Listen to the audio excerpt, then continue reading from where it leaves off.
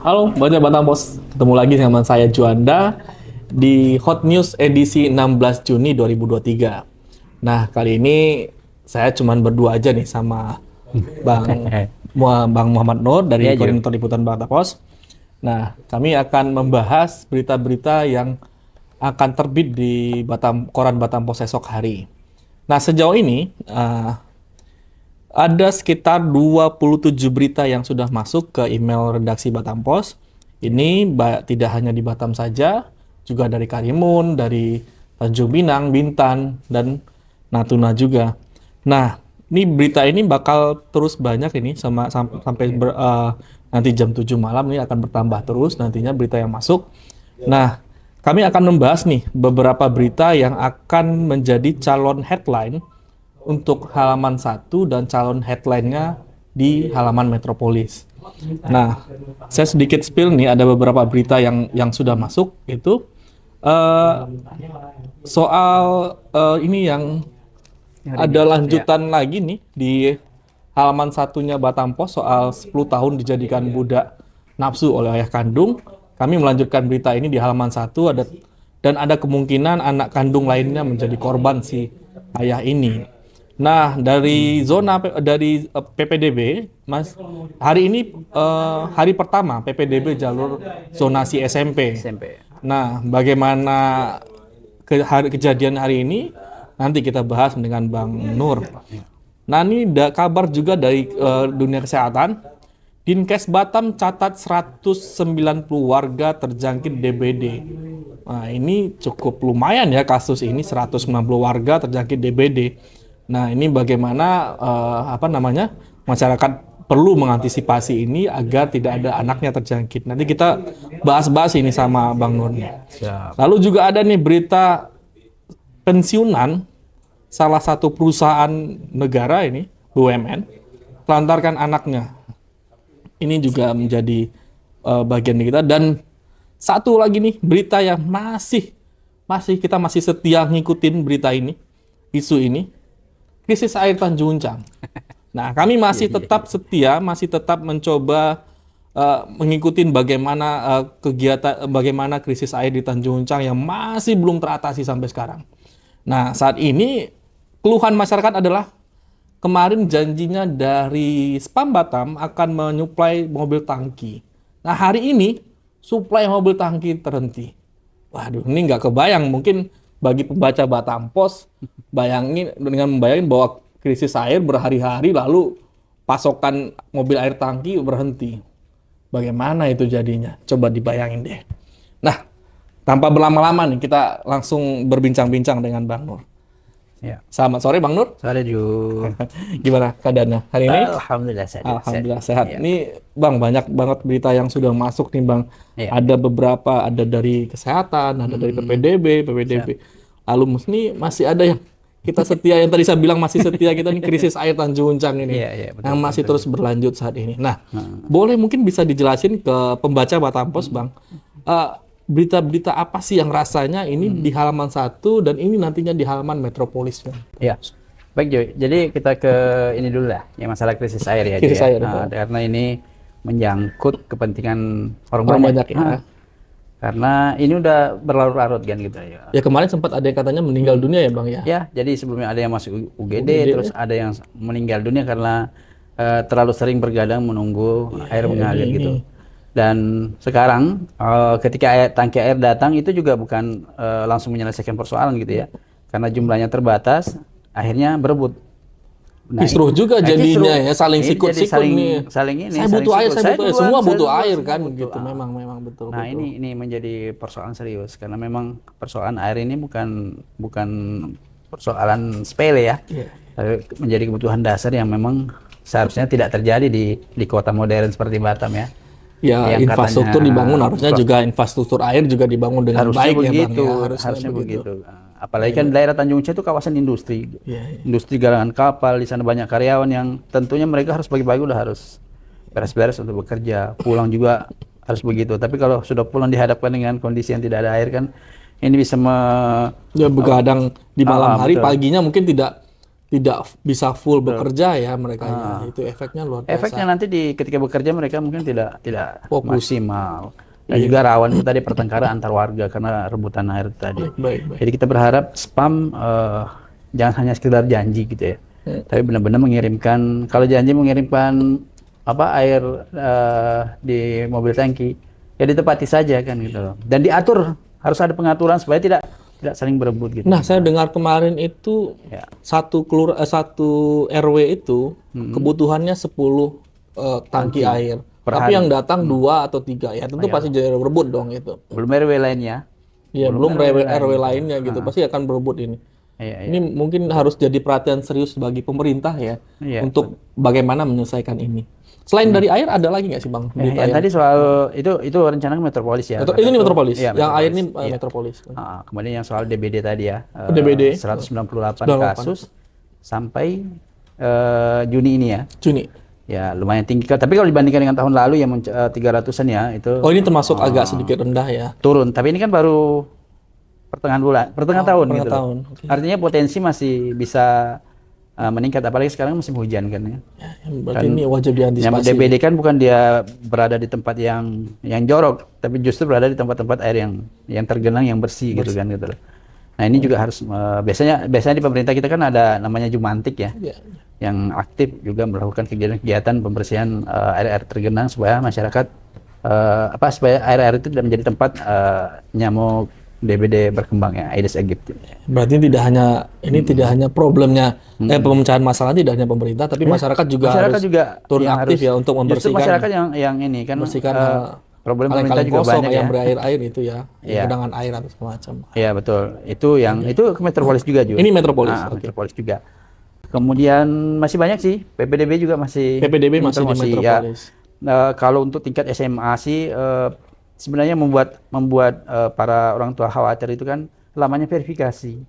Oh. Jadi udah di sini, udah selesai. Anda selesai, udah ini. Tapi verifikasi ini yang lama. Jadi ada yang akhirnya datang ke sekolah bertanya, kenapa verifikasi lama? Nah itu. Untunglah di setiap sekolah itu ada panitia yang standby, paling nggak 5 orang yang siap menjelaskan ini. Jadi itu yang membuat tenang orang tua. Tapi harus ke sana gitu kan. Harusnya setidaknya harusnya ada ini, maksudnya ada timing setelah selesai diupload semua syarat yang dibutuhkan, verifikasinya ada informasi misalnya atau notifikasi misalnya kan, paling lambat misalnya sehari atau tidak lebih dari 24 jam kan sudah bisa di. Berarti ini PR untuk PPDB untuk tahun. Nah, masih soal PPDB juga yang kemarin ada 7.000-an anak SD yang tidak diterima. Itu gimana nasibnya? Nah, ini Pak Sekda udah mulai melakukan ancang-ancang untuk menyelesaikan masalah ini.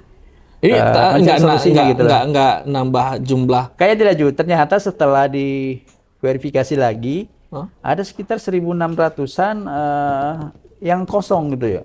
Sekolah yang masih lowong, tapi tentunya mungkin ini di kawasan-kawasan yang tidak terlalu padat dan kayak nggak favorit mungkin bagi warga kayaknya. Masalahnya nanti begini Ju, kalau misalnya anak yang tidak diterima ini dipaksakan ke tempat yang kosong, ini jarak, tentulah jarak yang ini yang jaraknya jauh tidak lagi mendekati zonasi dia kan, dia harus jauh gitu kan.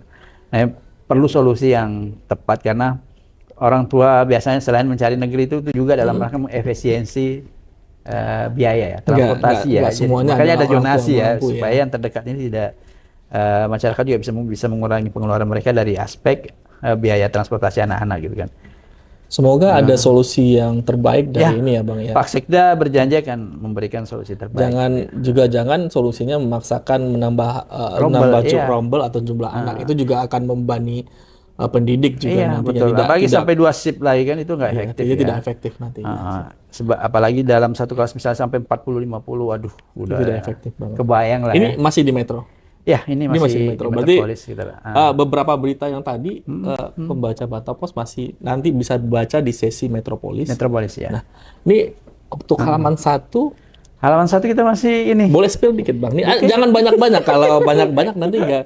Iya betul. Mungkin spill ada beberapa berita aja yang. Ya seperti yang Ju bilang tadi bahwa kasus masalah anak yang jadi budak. Oh, yang masih lanjutan dari sampai 10 tahun itu kan luar biasa. Satu hari ini kan anak kedua. Oh, ini anak Dia ada kedua ya? 3 anaknya nih. Anak yang pertama itu laki-laki, dia udah usia 25 tahun, Iya. tapi ada sedikit gangguan mental. Ya mungkin ini aman lah dia, kan laki-laki kan. Nah yang ada adiknya umur usia 15 tahun perempuan. Nah ini yang sedang ditelusuri polisi apakah juga menjadi korban dari ayah kandungnya ini atau tidak. Tapi kita berharap jangan sampai lah ya. Jangan sampai, Jangan mudah-mudahan sampai cuma gitu. satu, jangan ada bertambah. Dan satu perkembangan terbaru ini yang memperhatikan lagi ya, ternyata setelah ibunya meninggal, ibu si korban tadi ini, dia kan menikah lagi, sempat menikah lagi ayahnya ini, dan tinggal di rumah istrinya. Dan dia melakukan kejahatan seksual itu ketika istri keduanya ini pergi gitu loh. Ini tapi cukup miris ya, Bang. Tapi sudah pisah juga 3 tahun yang lalu, berarti memang Kasus ada kekerasan problem seksual gitu. ini makin hari makin banyak. Kita sempat mendiskusikannya, Dan lalu kita sempat bahas juga dengan bahas teman-teman di podcast dari ya, dari teman-teman gitu. betul, Nah, ini dari sangat PPI dan LPA. ya, saya berharap ini pemerintah segera mengambil kebijakan agar kasus-kasus ini dapat dicegah atau Ya. tidak terulang lagi, Bang. Karena korbannya adalah anak-anak yang akan menjadi masa depannya Batam atau masa depannya Indonesia ini, Bang. Iya, Kalau betul, begini betul, terus ya anak-anaknya jadi korban ini. Kita sih berharap begini, korban juga jangan takut untuk speak up melapor. Iya. Kalau takut dengan orang tua, ingat ada kepolisian, ada LPA, Lembaga Perlindungan Anak. Bisa Dan juga ada sana beberapa organisasi-organisasi yang bisa ya banyak aktivis-aktivis yang teman-teman aktivis kita yang konsen terhadap masalah-masalah anak ini. Problem sekarang ini kan mungkin mereka takut dengan orang tuanya, diam, akhirnya menjadi bulan-bulanan. Ini kan udah menghancurkan masa depan dia gitu. Saya setuju juga dengan yang dibilang kemarin Ketua LPA Kota Batam, Bu Lina, bahwa masyarakat juga harus care, karena banyak juga orang tua yang enggan melapor ataupun tetangga enggan melapor karena khawatir mungkin nanti tidak dapat nafkah lagi dari ayahnya. Atau berarti butuh keberanian, iya, butuh keberanian dan speak up. Makanya LPM menyebut bahwa anak orang tuh anggap sebagai anak kita juga. Jadi kalau ada problem mereka jangan takut untuk melapor gitu kan. Daripada mereka hancur masa depannya karena didiamkan oleh masyarakat. Dan memberantas masalah ini bukan tugas hanya kepolisian, bukan hanya tugas dari LPA ataupun aktivis-aktivis anak, tapi tugas kita semua gitu ya. Harus care terhadap lingkungan ini kita. Pesannya sangat dalam banget ini, bahwa permasalahan kekerasan seksual terhadap anak ini tidak hanya tugas gelintir orang, hanya kepolisian atau pemerintah saja, ataupun dari bagian LPA, tapi ini tugas kita semua. Mengawasi dan semua hal itu apabila ada yang aneh segera laporkan. Segera sampaikan ke pihak-pihak yang berwajib. Nah, selain kasus anak, kekerasan seksual terhadap anak, masih ada lagi nggak sih, Bang, Salman, satu potensinya? Lanjutan dari perampokan pengusaha money changer itu. Oh, yang sampai sekarang masih belum tahu nih tersangkanya di mana ini. Iya, masih itu.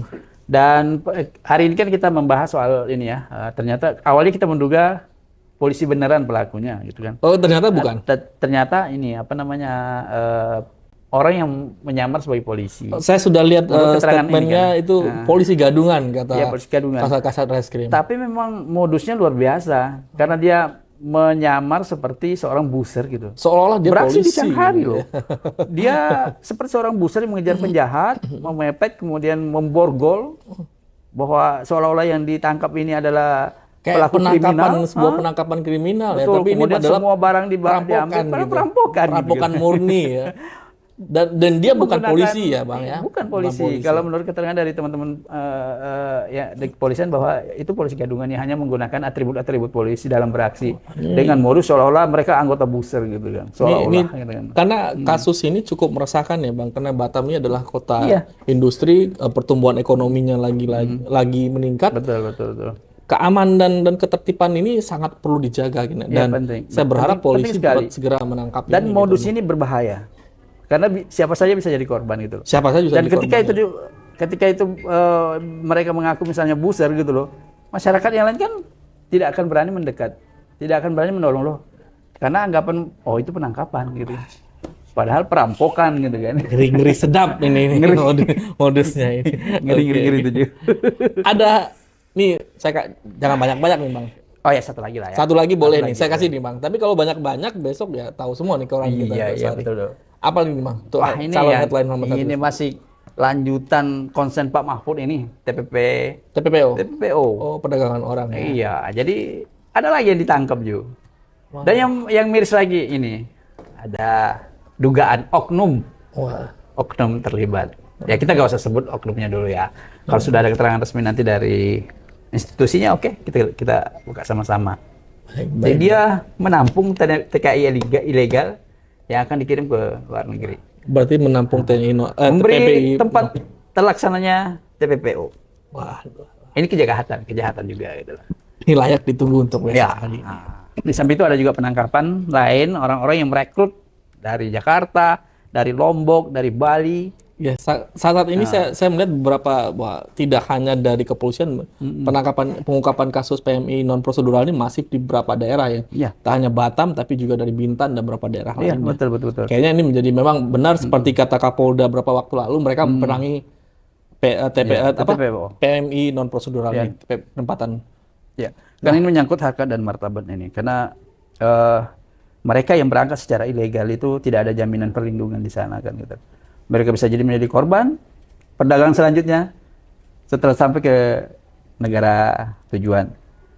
Hak-haknya bisa tidak terjamin dan sulit bagi pemerintah ataupun wakil pemerintah kita di sana untuk mengontrolnya gitu. Mengutip kata Kepala BP3MI Tanjung Kepri, Kombes Amingga mengatakan bahwa sebagian adalah PMI non prosedural yang ada di Malaysia, kebanyakan mereka selalu menjadi korban pemerasan, korban kekerasan, lalu juga korban dari kejahatan itu sendiri. Dan dia merasa wah sudah saatnya kita untuk perang terhadap itu. Iya betul.